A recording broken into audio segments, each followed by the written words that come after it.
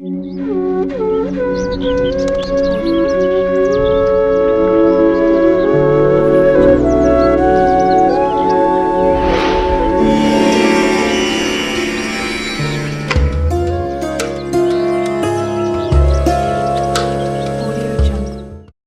చెట్టు. ఈ చెట్టును దేవతా వృక్షం అని పిలుస్తారు. ఈ రావి చెట్టు సాక్షాత్తు విష్ణు స్వరూపం, త్రిమూర్తి స్వరూపంగా కూడా భావించి పూజిస్తారు. అందుకే రావి చెట్టును చూడగానే సహజంగానే పవిత్రమైన భావన కలుగుతుంది. దేవతా వృక్షం కనుక ఇది ఆలయ ప్రాంగణంలో తప్పకుండా దర్శనమిస్తూ ఉంటుంది.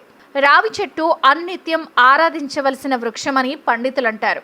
ఈ కారణంగానే దేవాలయ ప్రాంగణంలో రావి చెట్టుకు భక్తులు నిత్యం ప్రదక్షిణలు చేస్తారు. మనసులోని కోరికను చెప్పుకుని రావి చెట్టుకు అనునిత్యం ప్రదక్షిణలు చేసి పూజించడం వల్ల ఆ కోరికలు తప్పకుండా నెరవేరుతాయి. ముఖ్యంగా రావి చెట్టుకు ప్రదక్షిణలు చేయడం వల్ల సంతాన భాగ్యం కలుగుతుంది. అలాంటి రావి చెట్టును ఎప్పుడు పడితే అప్పుడు తాకరాదని పండితులు అంటున్నారు. ఏ రోజున పడితే ఆ రోజు రావి చెట్టును తాకడం వల్ల దోషం కలుగుతుంది.